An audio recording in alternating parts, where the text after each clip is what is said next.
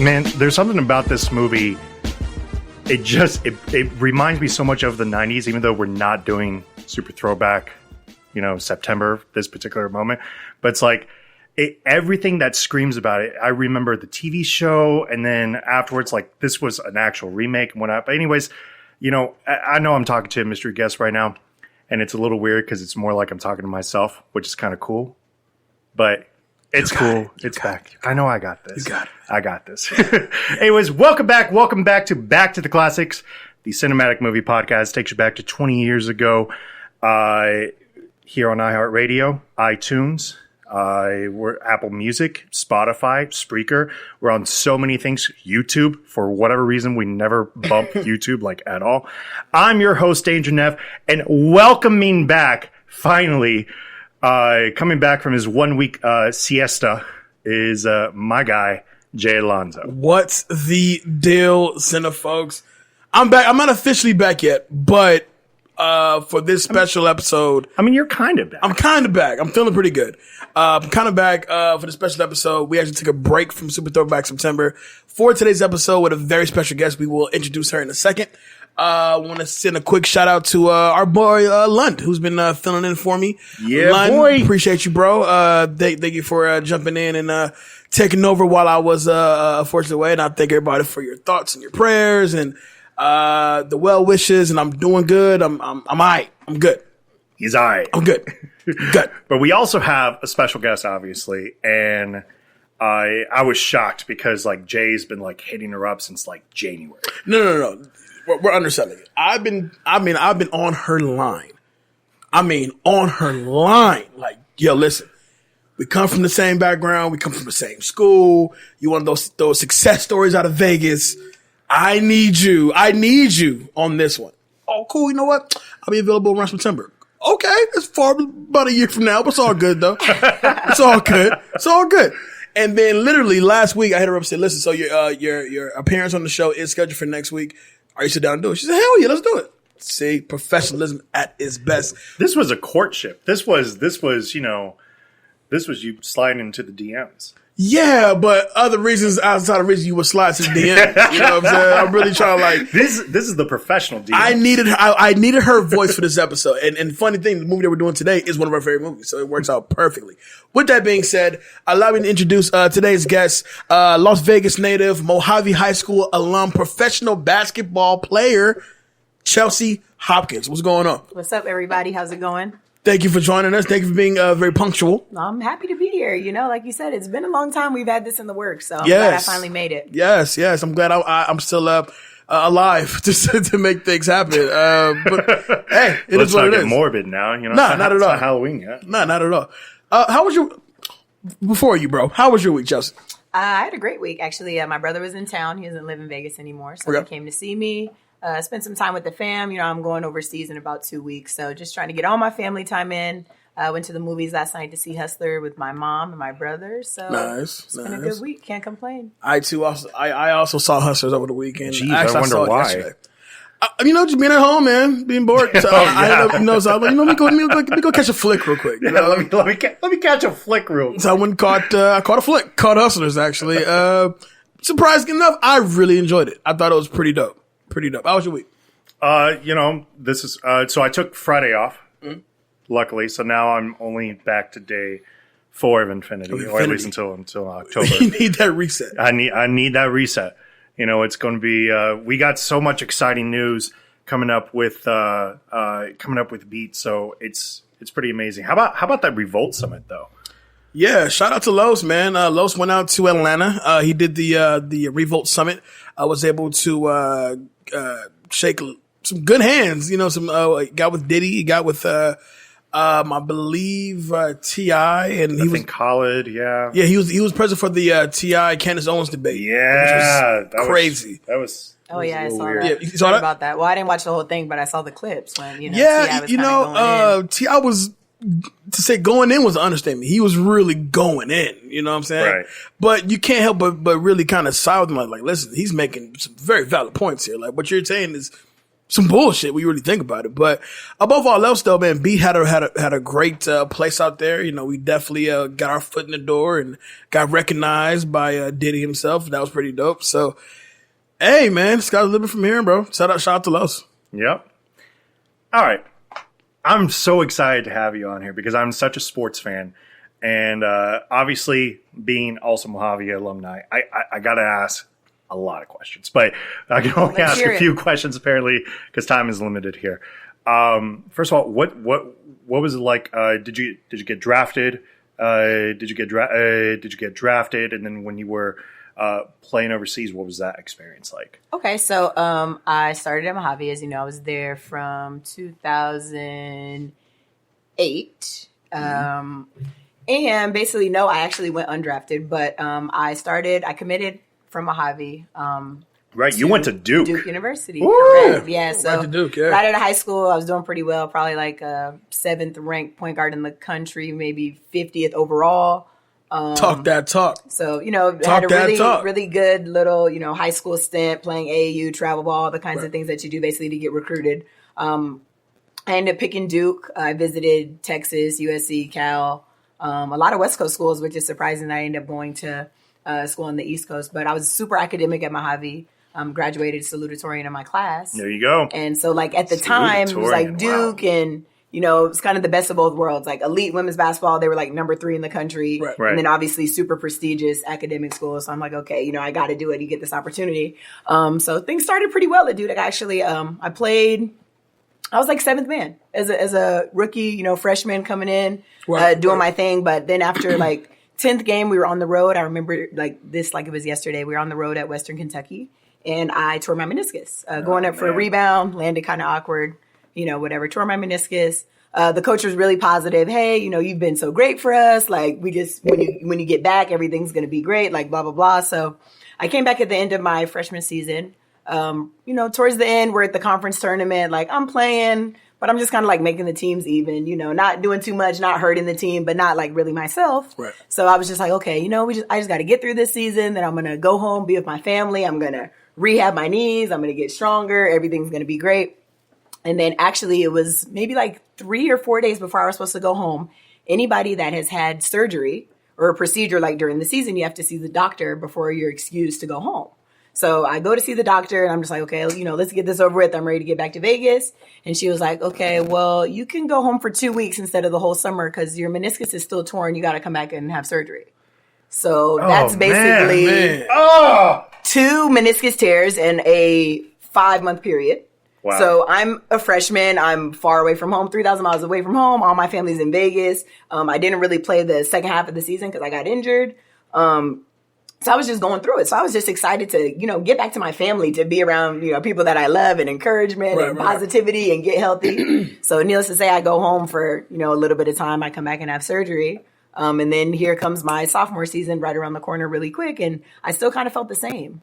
I just said like, hey, like, I don't really feel great yet. Like a lot of my game at the time was predicated off of athleticism and speed. And I'm like, I don't really have that, you know, that twitch, that first step. Like, so I asked my coach if I could redshirt. And she was like, no, like we have people coming in all the time. This is a top ranked school. Like we don't need you sitting out. We need you basically to play and get out of here kind of thing. Right. And so I guess she was kind of offended that I asked to redshirt. So I didn't play at all my sophomore season. And when that season ended, I transferred. One, because, you know, they weren't going to let me rest up and heal. And 2, I was hurt. So I felt like I needed to. So, you know how the NCAA works. Like if you're going to transfer, you have to sit out a season. Yeah. So right, NCAA transfer rules and this, and now, ironically, like that's all changed in like the last 2 years. The rule is that within the old rule used to be with that was if you transfer during a certain point in the season, you have to sit out the next season to make sure that the academic side kind of catches up or something like that. So you're basically redshirting your next season.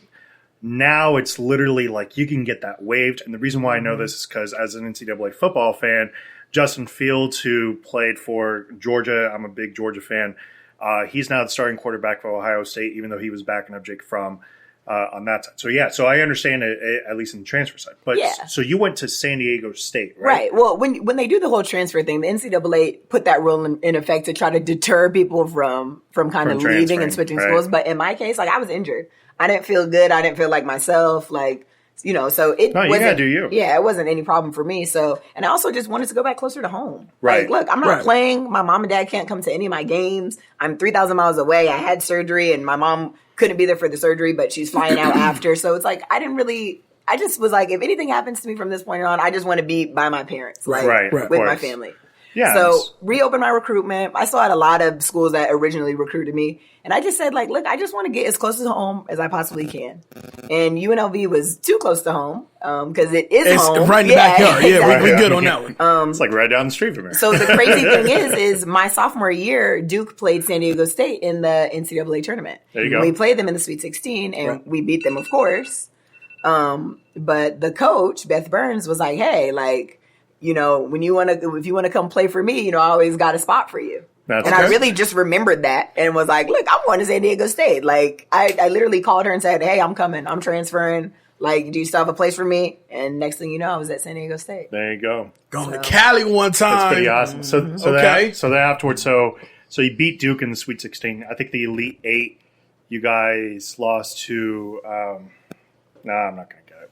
No. So San Diego State, actually, they lost. We beat San Diego State. Were you lost with Duke to at the Duke. time? Yeah, I was with Duke. Oh, okay. So Duke actually beat them, but it was a very good game. It was literally we're shaking hands, and Coach Beth Burns, who's the coach of San Diego State, is walking past me like, "Hey, whenever you want to come, like let me know." So she didn't even, not that she didn't care that they lost, but it was like, you know, she expected to lose. You know, our team is all Americans, and whenever you want to come, though, come on through. Exactly. So then I just transferred there, and it was honestly like the best decision of my life. Like I got a master's in business. I got super healthy. I ended up having another surgery at San Diego State, but it wasn't that bad. And was player it of the year, or just another meniscus tear. I just have bad meniscus. I don't know what it is. Listen, I never tore meniscus, but it sounds horrible. Yeah, it's horrible because a lot of times you don't repair it, you just remove it. Right. And it's just basically the cushion between your knees. So after a while, it's like you have no cushion. Bone after a while. So I'm definitely bone on bone now, but I'm just kind of used to it. Right. So break down your excitement. You're leaving for Israel in about 2 weeks. Yeah, year 7 in Israel. Wow. I've been there my whole pretty much professional career.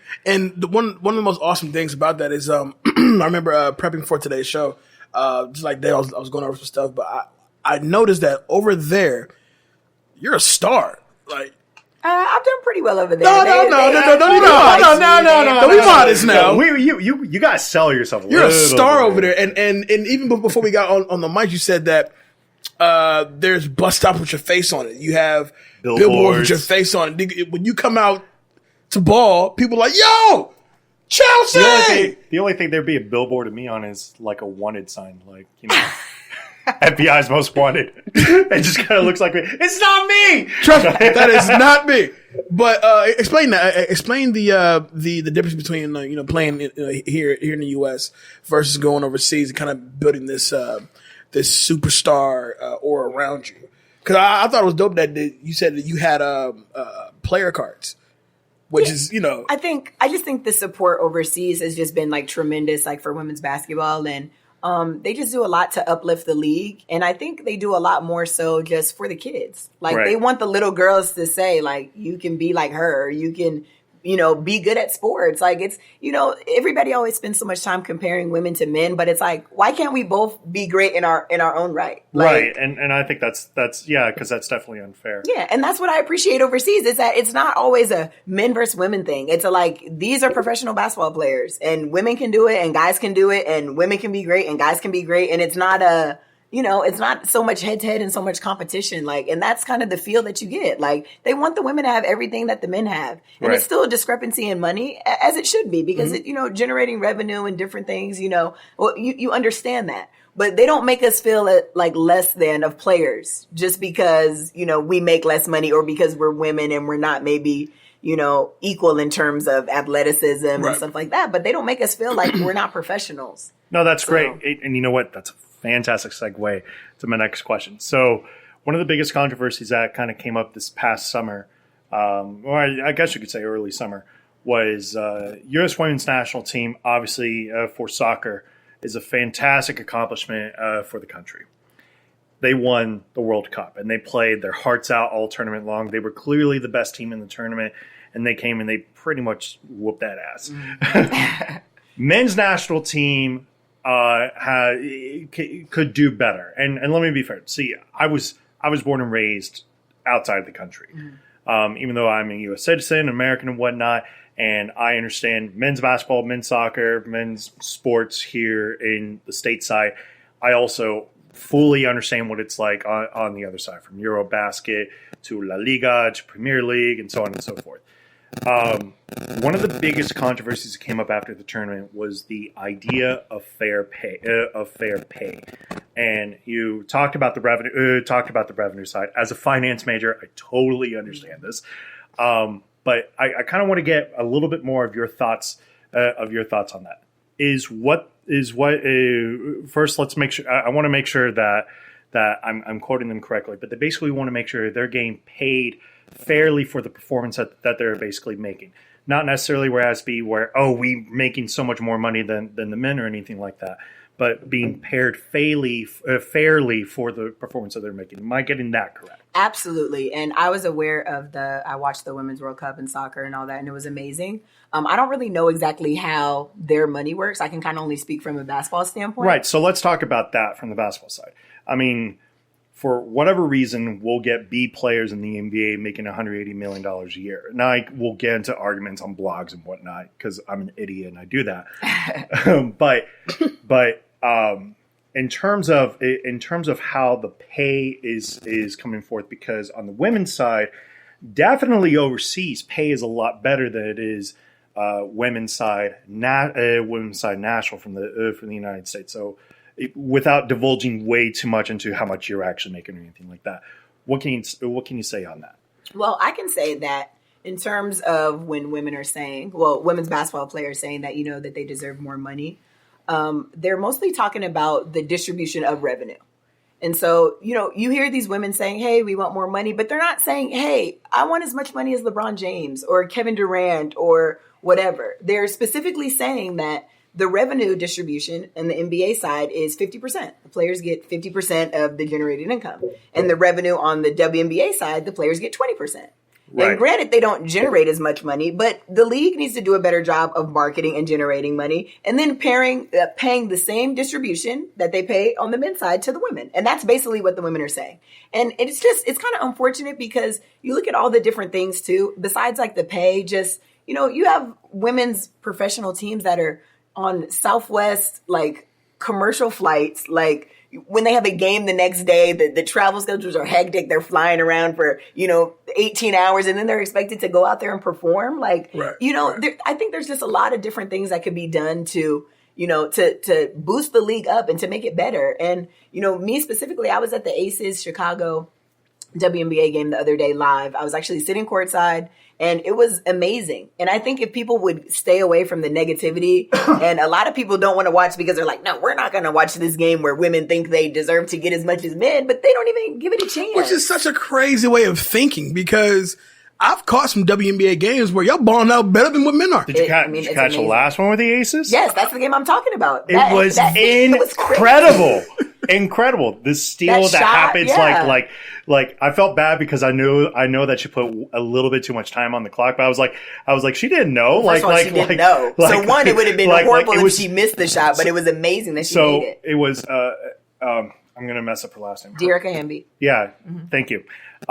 Comes in, steals this ball from a Chicago player, comes from the right side, and basically shoots a Steph Curry 3-pointer. And I mean, drills it. I mean, it is a gorgeous looking shot. And it got everybody hyped in that arena.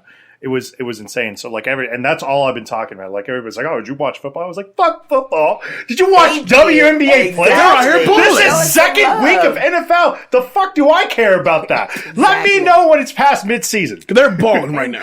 They're definitely balling. And that's the kind of support they need. I've heard a lot of people, like, you go on social media, you see the comments about get back in the kitchen and stuff. Like, come on, like it's 2019. Like some of the stuff is just like old. Changed. And I honestly have met a lot of people who are kind of misinformed about the WNBA, but I've taken a lot of people to games, and I've never taken a person to a game and them tell me that they didn't enjoy it. Right. So sometimes you just have to be open to it. Right, You don't of have to course. watch every single game and follow the schedule, but you don't have to be negative about it either. Like, boost everybody up. The women, the men. You play better than me. I'd say that right now. Right. I find it weird because obviously, like here in Vegas, especially in the last 3 years, we had the Golden Knights, obviously, and we got spoiled with that.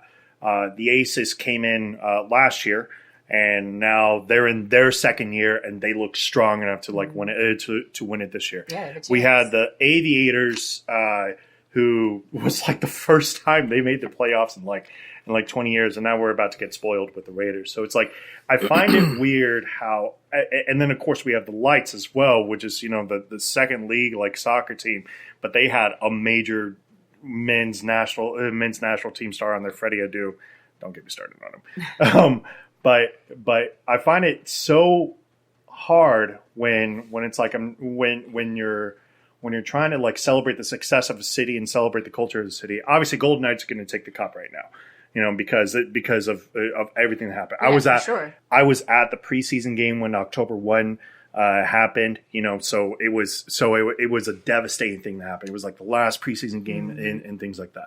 But it's like I feel bad that people aren't giving the Aces their due, or even the WNBA its due. Like this is an incredibly talented NCAA women's basketball is one of the best things to watch out there, just because of the excitement and the tenacity that's played. It gets ugly. It gets physical. It gets physical. Really ugly. That's why I want people to have such an open mind, because I feel like too, the things that people say against women's basketball is they don't dunk and it's not exciting and it's this, but our game is evolving. Right. I don't know if you are on social media and you see some of these young girls that are in high school, they're dunking.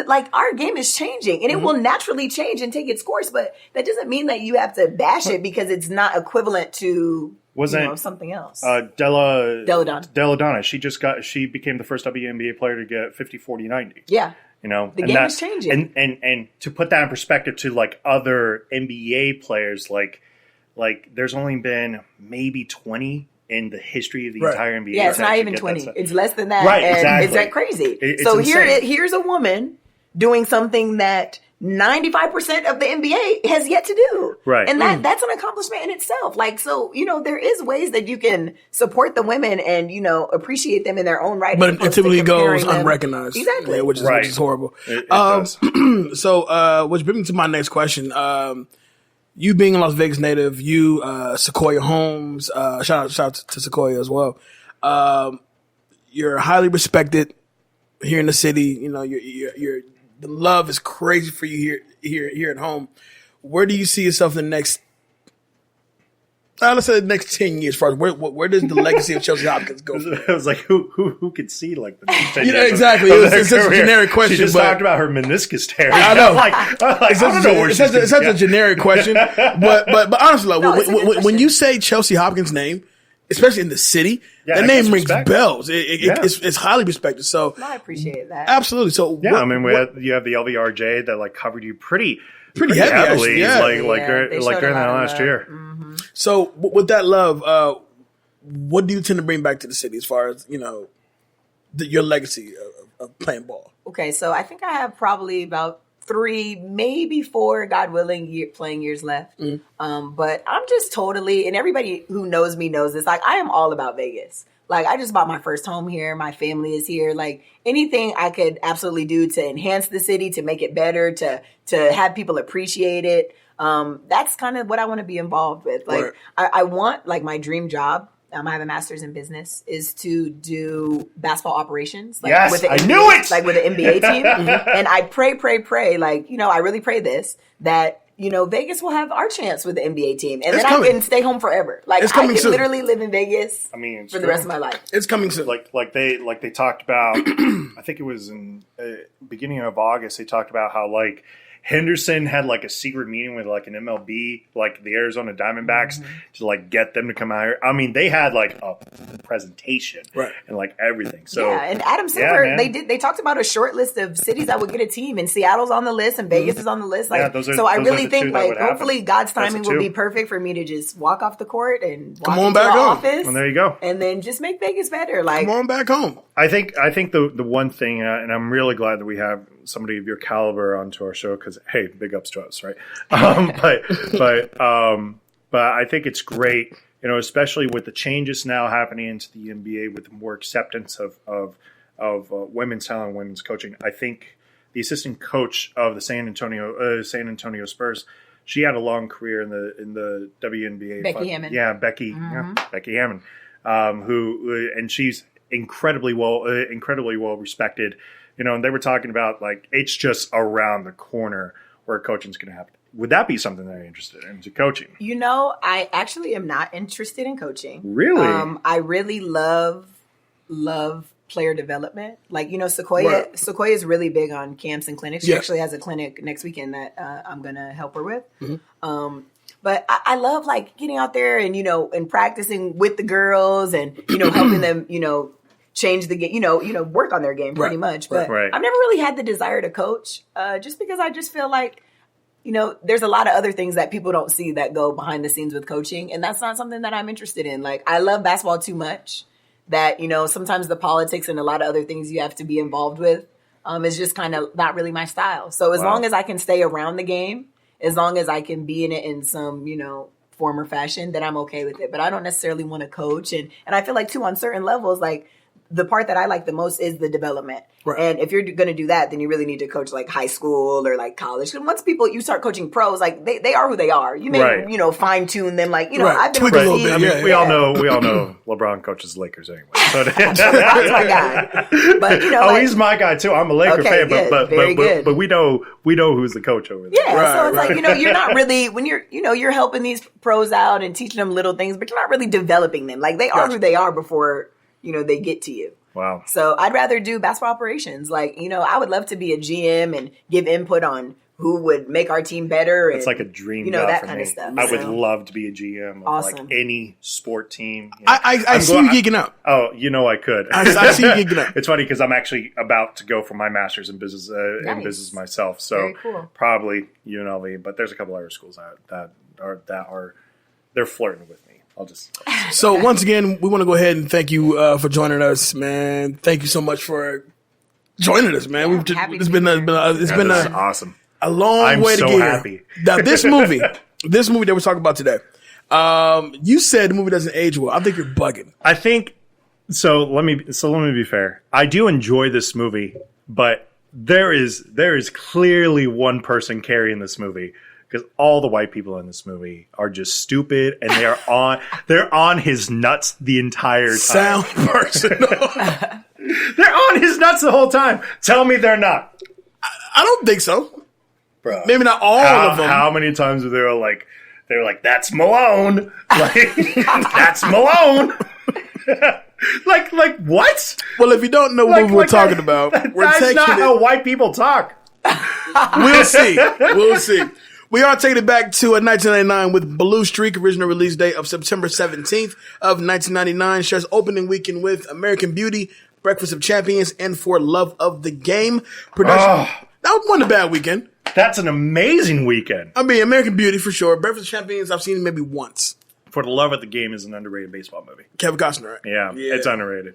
Production budget, $36 million with a box office total of $117.7 million. Currently sitting at a 36% on Rotten Tomatoes. Fail. Massive. Why? Because you know why? Because white people critique this movie and they notice how much they were on Martin Lawrence's and they felt the same way. And I was like, yeah, what's up with that? Like, but you say currently though, like the movie's really old. It's so maybe, old. it's gonna drop over time. Sure. But it's not like a classic of all time. But there are movies that age incredibly well. I've seen movies from the 1970s and I'm like, this shit is still funny. Like what? Like what? Yeah, give me an example. Star Wars. Okay. I knew you go Star Wars first. You know I'm gonna go. You know I'm gonna go Star Wars. Here's a better example. Now, this movie does age well to me. Now another Martin Lawrence movie that ages well is Life. Yes. Life ages very well, you know? Now, with this movie was around the time when Martin was on top of his game. He had Blue Streak, followed by what Big Mama's House came after that, followed by, he was doing $20 million a movie at this point. What is with these 1990s movies and putting everybody into costumes? Like That's what sold. What you mean? I mean, but seriously, like Eddie Murphy with the entire Columbus. Yeah. No, from the 1980s until now, because he was in a costume the whole time. Yeah. I think that was something that always annoyed me about that. Actually, now, but I understand that's what sold. Yeah, like I get that. But this movie is in my opinion, like the epitome of 90s blockbuster action comedy. We're talking about a popping soundtrack. Jay-Z's on it. Ja Rule is on it, but whatever, you know, big timers are there. Like they took their time to really properly promote this movie, and I think the movie delivers as well. You know, this is Martin at his best. The ghetto butt character, even though it only lasts all of but 30 seconds, but still, it's a funny character. Sure, you don't like this movie? I can just no. I like this movie enough. It's just I was really. Without Martin Lawrence, this movie is awful. I mean, yeah, but he's the star. He's the star. I know that. No, but even in those even during those times, you would always have a movie where I'm really glad you're questioning me on this, where you would have one person, and then you usually have somebody that's able to match him, like, or not maybe match him, but you know they could kind of carry their own a little bit. In this, there is nobody that can carry. No, because you have to count Chappelle. Chappelle's screen time is nowhere near as much as Martin's, obviously. But he was hilarious. But when he's in, he's hilarious. Yes. Okay. All I can say, you're gay. Gay! All right, Chuck, let me ask you, the first time you seen this movie, how did you feel? And then how often do you revisit the movie? Okay, I honestly can't remember the first time I've seen this movie, but I'm a movie goer, so I'm going to say that it was probably around the time, obviously, that it came out, that I saw it in theaters. Mm-hmm. And I think it's absolutely hilarious. I don't think anytime I see that the movie's on, like scrolling through TV or whatever, then I'll absolutely watch it. Also overseas, very bored at times. So sometimes just, hop on Netflix. It was there. So I'll watch it fairly often, at least once or twice a year, I would say. What's that, real quick, what's that language barrier like? Especially, I know maybe Israel's a bad example because they do pretty much speak all English over there. So basically in Israel, English is the second language. So it's in their curriculum and they start learning it when they're like 8. So everybody speaks English. So you don't have to speak Hebrew at all, which is a very, very, very difficult language. Right. I've been out there 6 years and I can say shalom and then that's it. Yeah, not too much, but it's hard. You can't say thank you, like toda raba? I can say a little bit, but that's on me. But shalom is where it's at. Shalom. Yeah, shalom. Keep it short and sweet. All right, so the movie basically opens with Miles Logan, played by Martin Lawrence. They're putting together this, they're executing a heist. They're stealing this diamond. The plot itself of this movie is very simple. You get caught stealing a diamond. You hide the diamond in this old construction site. Goes to jail, comes out. That construction site is now a police station. Mm-hmm. What a hell of a predicament to be in, for sure. But this concept, though simple, was executed very well. So, if you were a jewel thief, which I'm not saying you're gonna steal it, you never know. My career's almost over, man. Hey, you never know, you man. Play women's basketball. You never know. If you were a jewel thief, would you go the same route that Miles went to retrieve this diamond? Absolutely. I just sat in prison for however many years, for stealing. So it was 2 years, right? Okay. Yeah, it was 2 years. So I'm not going to leave with nothing. That was you have to leave with something. Come on. I'm just saying, finish the job. You already started. You already did the time for it. You know that the diamond is accessible to you. You really can't get a job because you've just been, you're coming out of prison for stealing. So what other choice do you really have? Right. Now you're not really stealing anymore. You're just going to get what you already quote unquote stole. So actually, I like how you think. I like how she thinks. I gotta be honest there. Like what exactly? So his charge would have had to have been attempted robbery. Right. Because they didn't recover the diamond. Right, because they couldn't recover the diamond. So they can't actually charge him with robbery at that point. Because they don't have it. And probably trespassing. Right. That's likely. I think the biggest thing would be trespassing. Big one, yeah. Trespassing and attempt. Either way, his punishment was served. His time was served. 2 years served. So now it's like, if you have access to it, now in this movie you have Peter Green, who plays. I want to say he plays Deacon. Yep. He always plays the slimy villain. You hate him in movies. Every movie. But also you get Tully, which is played by Dave Chappelle. Played brilliantly by Dave Chappelle as well, actually. I don't care what you say. Chappelle carried his own in this movie. That was great. It was great. So you have these cast of characters that they do come back into a fold later on in the movie. But I think the comedy does go high once he discovers that old construction site is now a police station. So now and he happens to have the resources to create a persona to infiltrate the police station. You know what I mean? Hold on. Before we get there, shout out to who is going to be my That Girl award, because there is no strong female character outside of Shanice, because she caught on to the game. She was like, I didn't visit you in jail for 2 years for a reason. What did you think was going to happen? Yeah. What? I liked that part too. Right, exactly. When he thought she was I'm sitting there. I'm like, too. Thank you. Somebody who's not stupid is going to stick Don't around. do me like this. Damn. Remember when he thought she was the cousin who was really big? Oh. That part was hilarious too. But in 2 years, it's she funny. blew up in 2 years. That was her. Which is funny. Isn't that Octavia Spencer?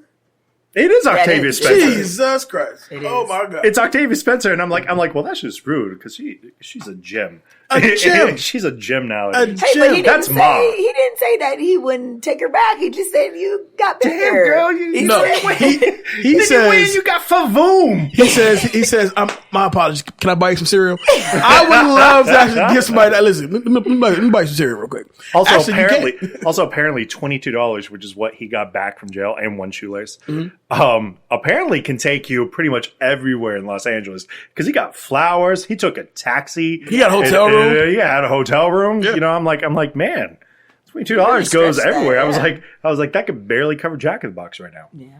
At this point, let's be honest. Yeah, it's odd. Luke Wilson's in this movie. He plays the naive idiot.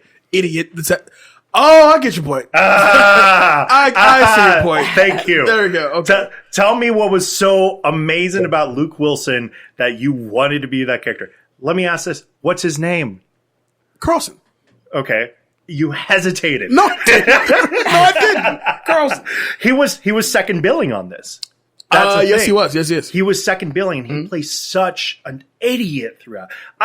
Here's the thing. But he was nervous. I think that it was was very a rookie relatable. still. He was a rookie. No, he was not. He was 3 years in traffic. But this was his first year actually being on Detective. the move. Yeah, being a because he couldn't pass his test. Remember, he couldn't pass his test, and he was always nerve-wracking all the time. His customer service skills left a lot to be desired. Okay, but he had never been in the streets, so he was very he doesn't overwhelmed. He drive. handled Latino people a little too nice for LA. Okay. Nah. When they saw the ribs, talk about when all the merchandise went missing. Now that's the first part. So before we even get to that, so you have the financier, which is played. His name is Uncle Lou. Right. Uncle Lou is the one who creates the badge, gets his LAPD ID together. To have a plug like that is fantastic. Number one. Number two. Yeah, it's Richard Safarian. Right. So he's able to go. He goes to the police station first as this weird pizza delivery man, which is clear as day. That's one of the best scenes. Him, you know what I'm saying? Oh yeah, no, that was amazing. I love that. The hair, the teeth. Yeah, the teeth were terrible, but that was from Party City easily. Something real quick. Can't leave this here. I'll be over there munching. Does that. I'm like, how did the teeth stay in there the whole time? He goes, listen, the guys at Delivery Homicide ordered this pizza about an hour ago. And the truth is, I don't want to leave with shampoo over there. Which I'm like, how did the teeth stay in place the whole time? Which I love it. But cut back to the scene where he does go back. Now he has his credentials. Right. And the only person that noticed something off is the dog, the canine dog. Right. Which I kind of call bullshit on, only because it was like, nobody has ever seen this particular officer in this building, never. And he's the only black man in this building. okay, but he's a transfer. He's a transfer. You're right. It's he's a transfer, so it's not totally unbelievable. You're not going to know him if he's coming from somewhere else. And then the Very white true. officer was like, "Sorry, sir, she's never done this before." It must be the pastrami. Right? Must be the pastrami. Called the dog bitch. So it's definitely a fish out of water comedy where like even when he's in the elevator with those guys, he's trying to like properly like stand and fold his arms and stick his chin out and really look like a cop. Now that's something I really appreciate about Martin Lawrence, because when it comes to like fish out of water comedy, in my eyes, that's when he's at his best. Yeah, especially like I remember like Bad Boys 2, like how straight he was trying to play it when he was on ecstasy, for example, and he's just like there, and you could tell he's focusing so hard. And I'm like, for a fact that there's more realism in that than they're actually laying on. But you're absolutely right. The fish out of water comedy in this is pretty much what kind of sells this movie a little bit, because again, like Martin Lawrence is just he's doing everything possible to make this work. But it gives you genuine laughs. Like the laughs aren't cheap. No, they aren't. At this time, like when he was in the hotel room and he's watching Cops. Oh no, amazing! Yeah. Like that is hilarious. Amazing. No, that's a great rolling scene. Around, like doing all kinds of stuff. That was great. Get your butt naked ass down. Get your butt naked ass down. That's hilarious to me, man. Okay, so we get to that the first crime he has to solve as a detective, and that's when he goes to the rim shop and the guy's complaining about his rims being stolen. And you can just tell where the scene is going. He's full of shit. You can already tell he's full of shit. Right. And the fact that Miles with that, it's a great thing to have. He has both that cop mentality, but very much so the criminal mentality. Oh, no so kidding. so clearly. He has the criminal mentality more than the he cop has the Locked cop in. He just is mentality. a criminal. So So he knows what people are doing. He can look at the whole scene and be like, wait a minute. Nah, that didn't happen. That didn't happen like that. And I love how he kind of like cracked that.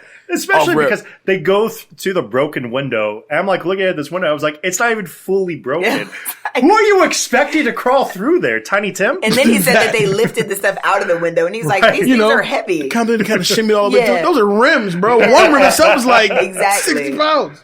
All right. Tell me the scene. Well, correct. We'll move along with the story. Once we get introduced to what's her name, Nicole Ari Parker. She plays the DA. No, she is the DA. Yeah. She's the one that's defending all the convicts, basically. all the convicts that are coming in. She was too sweet and nice. She and played weird. it really straight. It was very weird. Yeah, And she had like no lines. none. Yeah, that's true. That's kind of why I had to give it to Shanice, because at least She had a Shanice is memorable more. line. Thank you. Yeah, Yeah, she was she's more memorable. Okay. Yeah. Okay. That is true. Tell me about the next scene.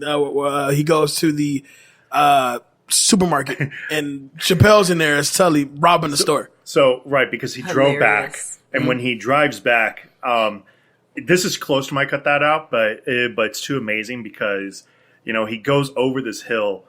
And the camera has a shot for shot where the car is already flying. But they get this amazing shot from behind. And the car is clearly like 7 feet above the ground before it lands. I was like, nah, man, your transmission's out. Like the minute you land that vehicle. Flying. Yeah, I remember that. The minute you land, your transmission, your front bumper is gone.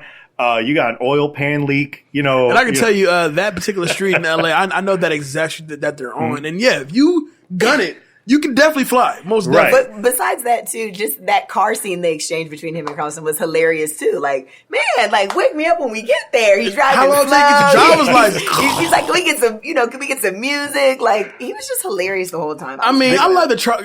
Carlson played the straight man for sure. And he played the guy that just didn't quite know exactly what to do ever. all. He's never drawn a gun before. Now, in response to everybody being on Logan's nuts, is definitely the chief. Oh, no matter what he did, he's just that dude. No, it's all of them. Outside of Carlson, it's all of them. No, because Forsyth's character, he didn't really ride his nuts like that. No, he was riding his nuts towards the end. Are you serious?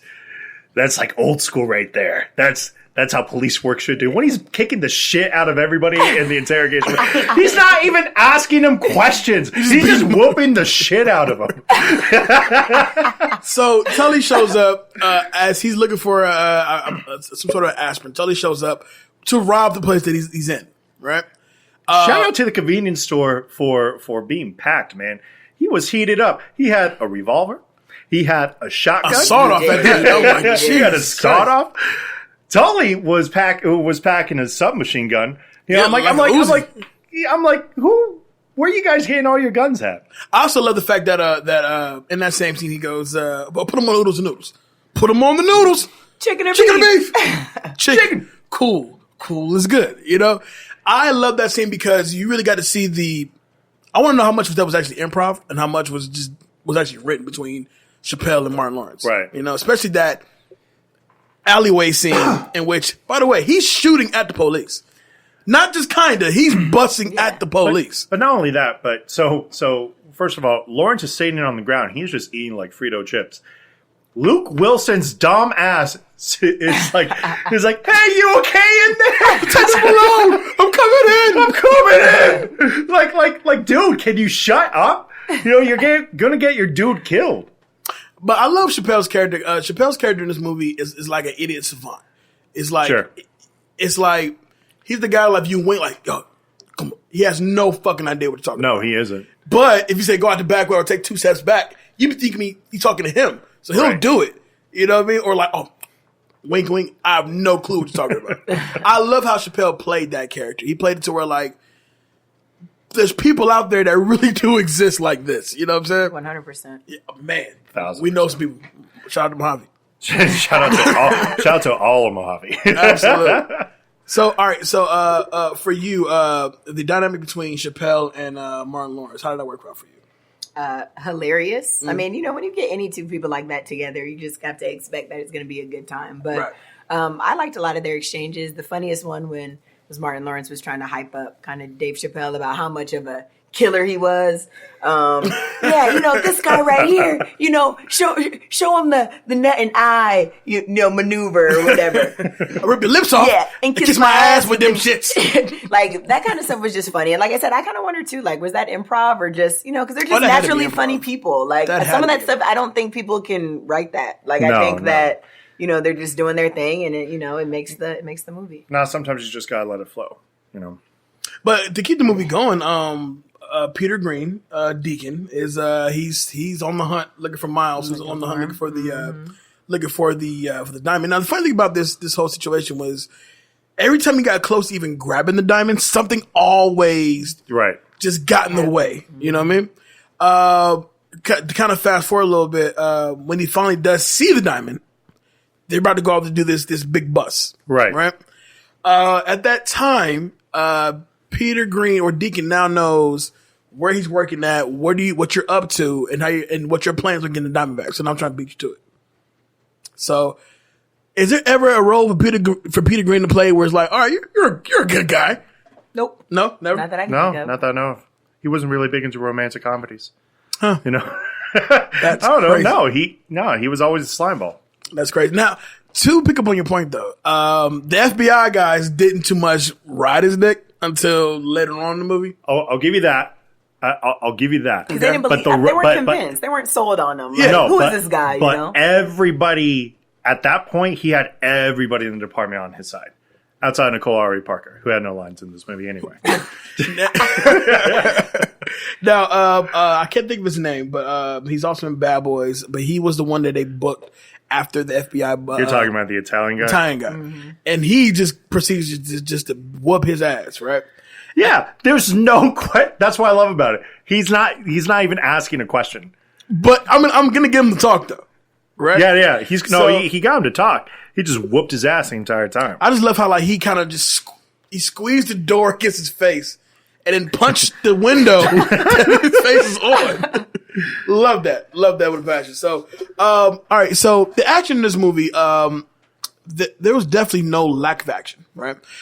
This movie is directed by Les Mayfield, who also did movies like Flubber, which whatever. I enjoy Flubber. R.I.P. Robert Williams. No, it's not that good. But you know, it's very much a '90s movie. Yeah. Definitely a '90s movie. Now, where the action and comedy meet in this movie, I feel like it worked out very well because it wasn't played to be cheap or subtle for that matter either. But like obviously the bigger action sequences come toward the third act when they're going to bust a dude.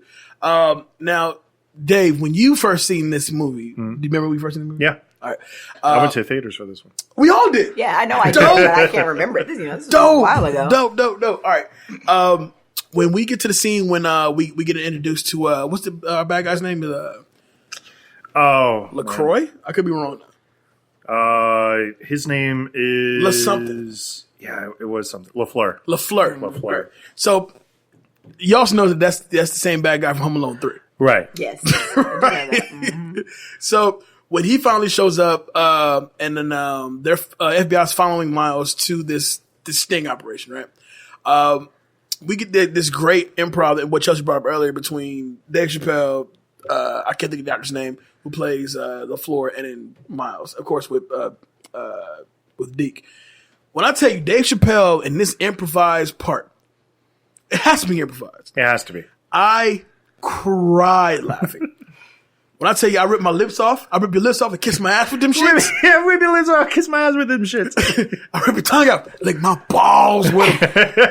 Oh my God. When I tell you I die laughing, I still laugh at that scene to this day. Right? It's the best part. It's the best part of the movie. Mm-hmm. And then when Martin like knocks him out, whatever, and then you get this crazy shootout. My nose. So even as a youngin, like 99, how were you in 99? I was 9. Okay. Yeah. Well, all right. Seeing something like this go off on screen, like the shoot 'em up, how a movie can go from a comedy to just a shoot 'em up action flick, at least for the next 15 minutes. How does that move the movie for you as far as like, this is dope?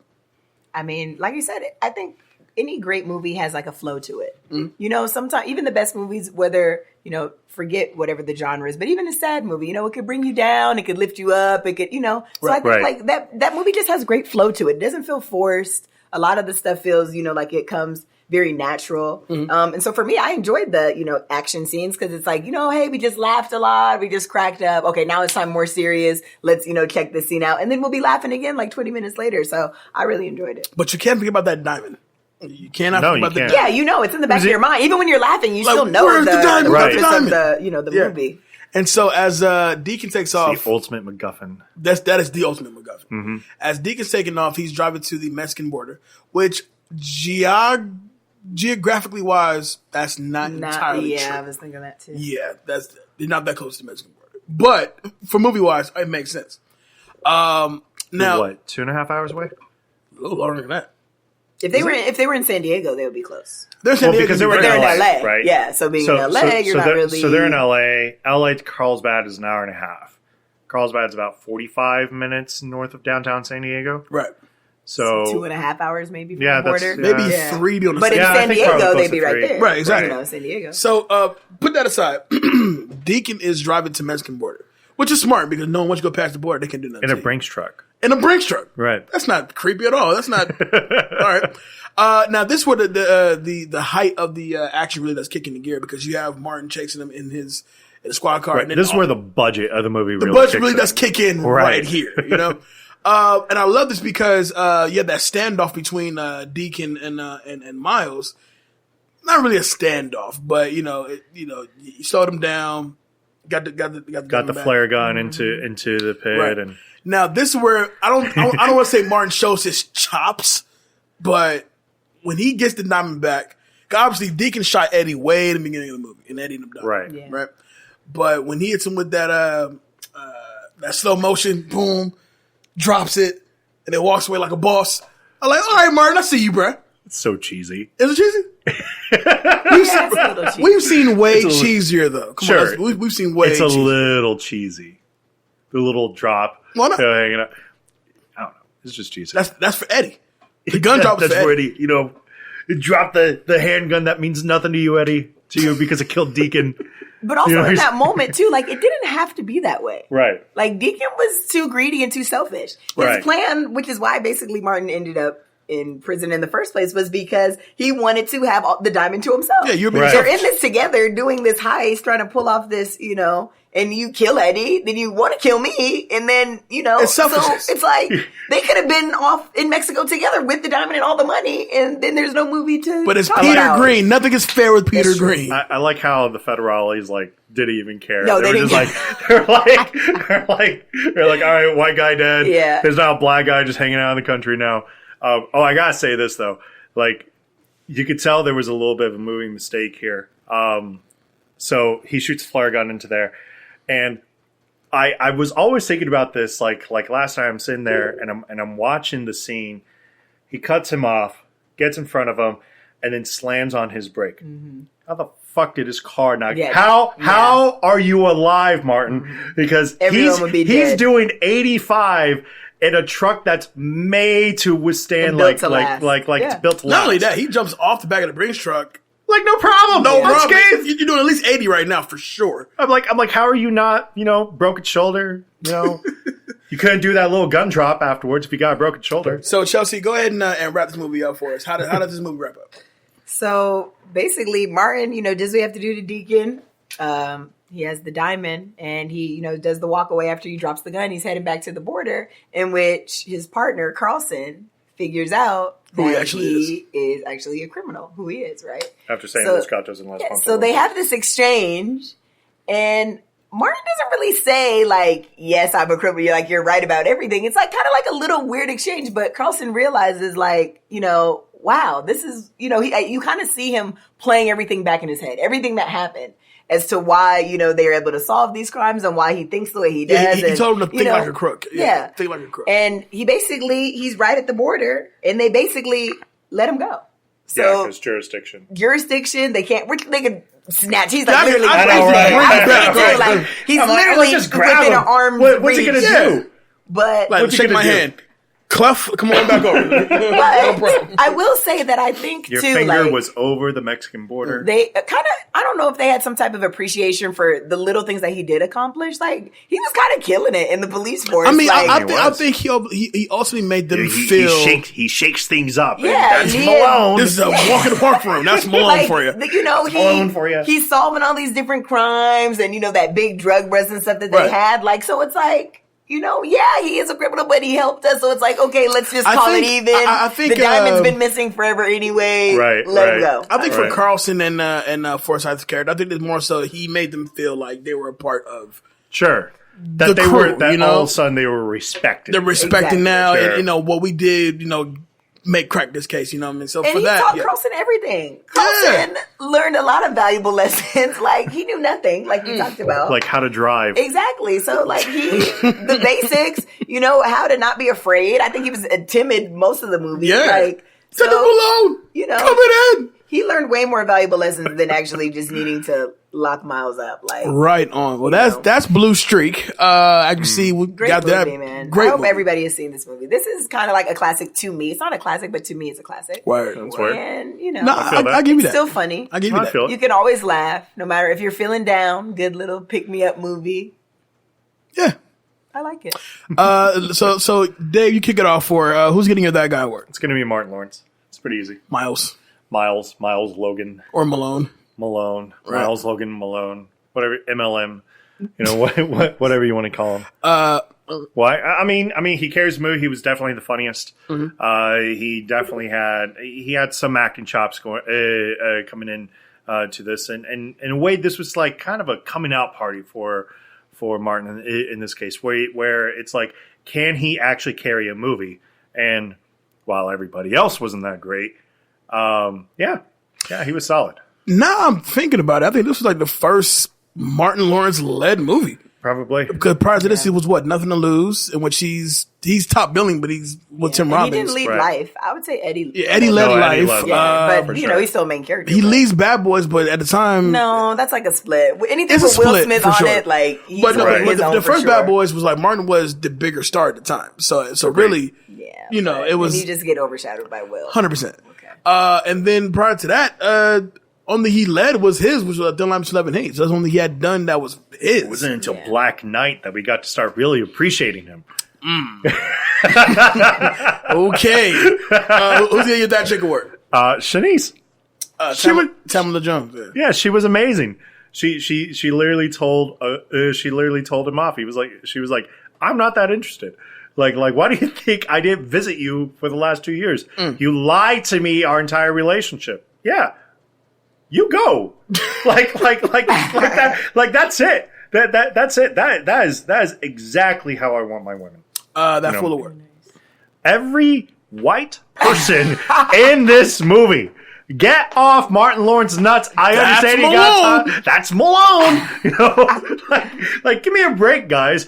Do you guys? You guys are detectives in Los Angeles. How do you guys not know anything about anything? Because that's Malone. Because that's Malone.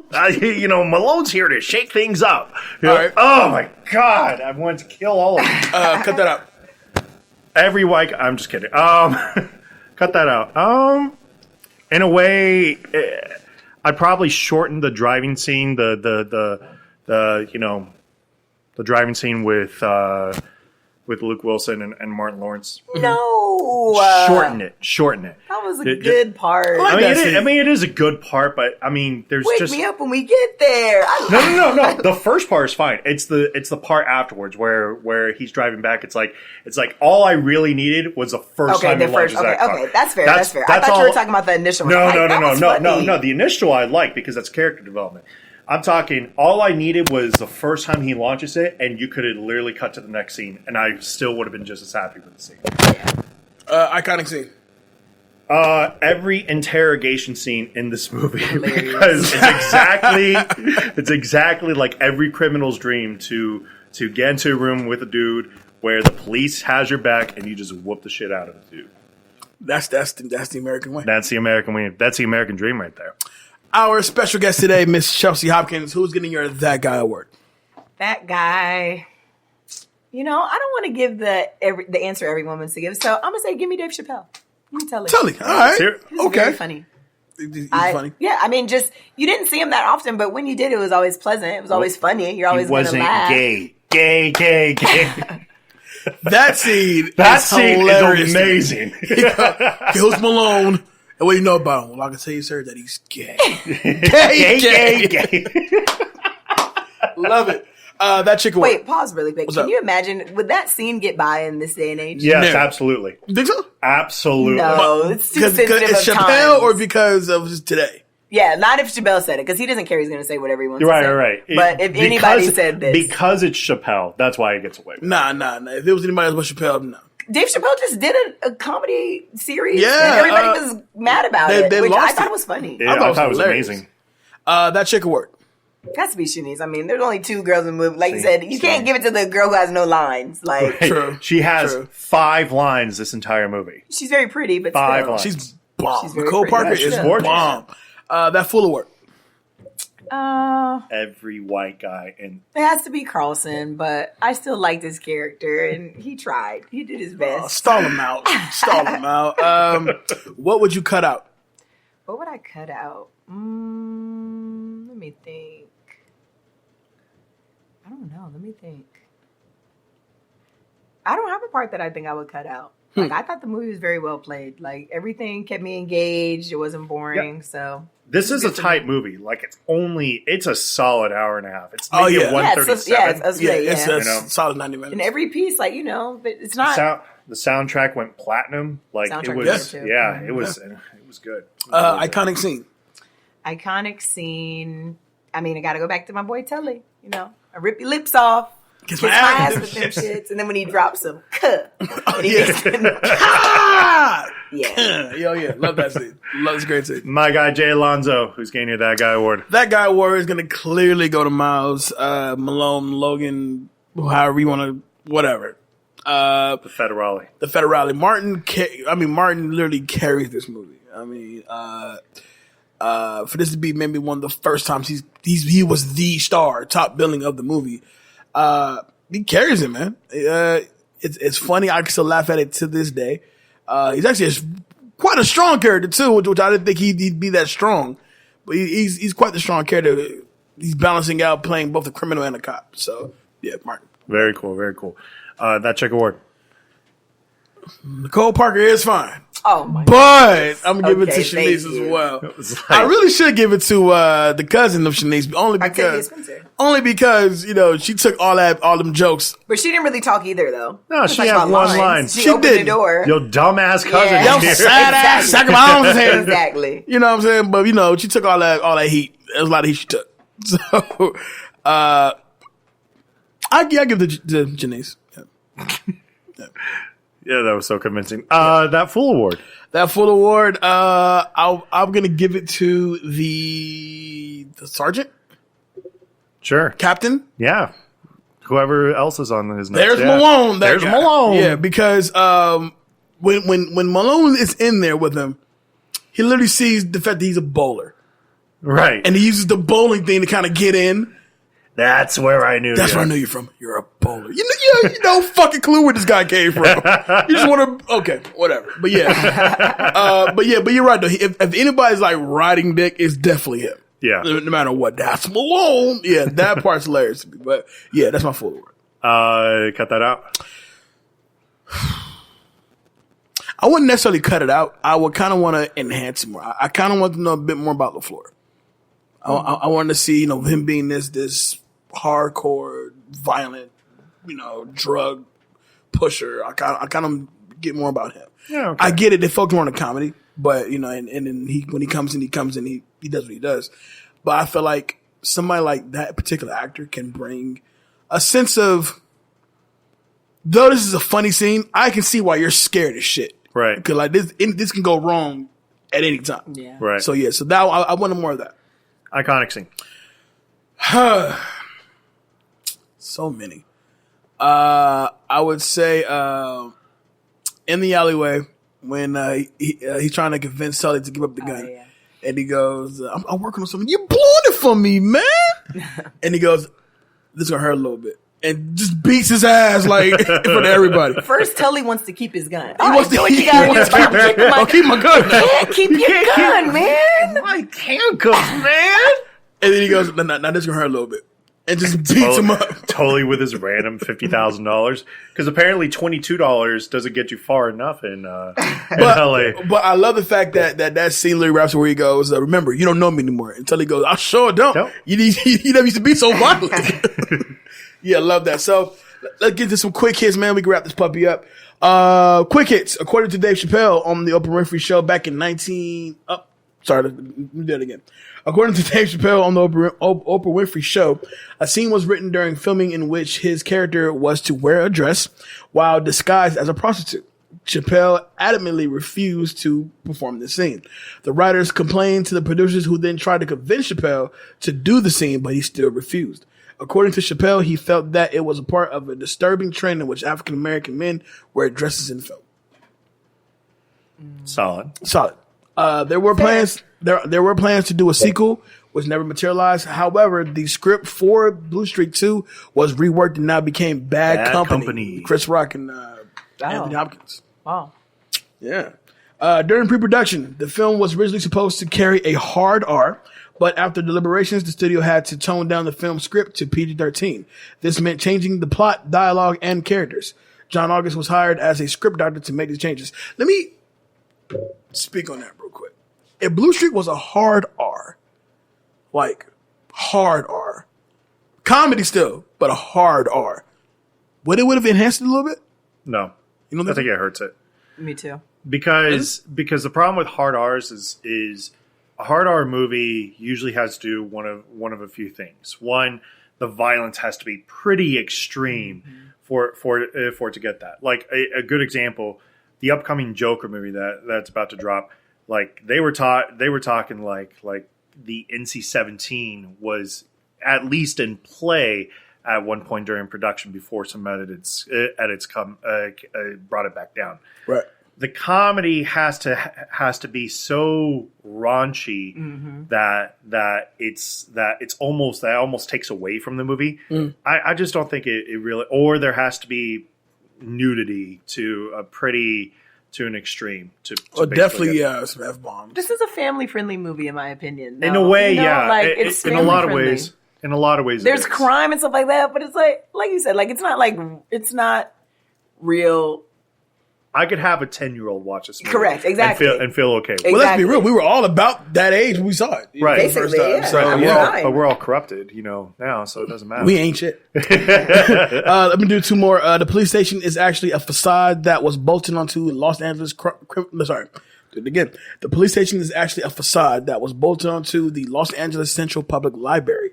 The facade itself took the production department 5 weeks to build, and another one 1.5 weeks to attach to the library. So what we think is the LAPD station is actually a library. Nice. Dope. That's cool to know. Dope. And finally, Luke Wilson and Martin Lawrence also appear in the movie Death at a Funeral. Now, I've never cared for Luke Wilson. It's hard for me to actually like him. I never cared for the Wilson brothers. Period. I like Owen. I like Owen enough to I mean, God, where we go? Yeah. No, I'm good. With that being said, though, do a special shout out to our guest today, Miss Chelsea Hopkins. Thank you so much for rocking with us today. Amazing. No, thanks for having me. We had a blast. Now, next time you are in town, you got to come back and do another one. I'll be back next spring. Hey. Next spring. Hey, you heard it here first. So let the people know where they can find you. You can find me in Israel, specifically Ashdod, which is kind of up north. But otherwise, I'm always Vegas. I'll be back. Not going to be too far away from home. So you'll catch me in the spring and the summer. Vegas streets. I'm around. You put any social media? You good? Nah. I mean, I'm on social media, but just Chelsea Hopkins, Chelsea Hop 1. That's my IG. But otherwise, Leave me be. There it is. I like it. I like it. Danger Neff, where can they find you? Facebook, Instagram, Snapchat, Twitter, all those. David Danger Neff. Got some exciting things kind of coming up. Big announcement next week. Big stuff coming up next week. Big announcement next week. Beat Studios is our booking site for you content creators out here in Las Vegas, wishing to have anything published out there. Want to shoot video productions or things like that, editing of a podcast, anything like that. You can go to Beat Network Online /Beat Studios to handle all your concerns there. All right. That's pretty much what I got on my side.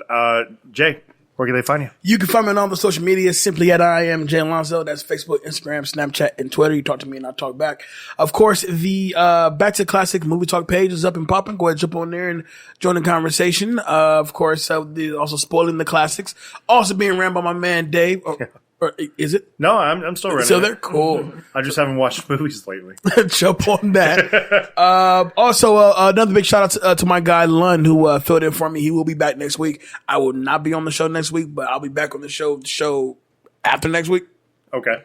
Yeah, that's news to me. But I said that. I said that right. Yeah.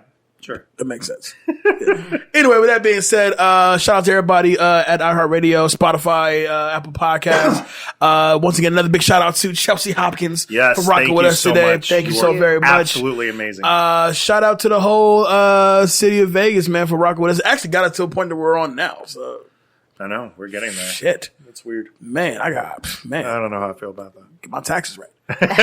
Man. With that being said, I am Jay Alonso. With me, of course, is Danger Neff. This is Back to Classic. We'll see you guys next week. Peace. Peace.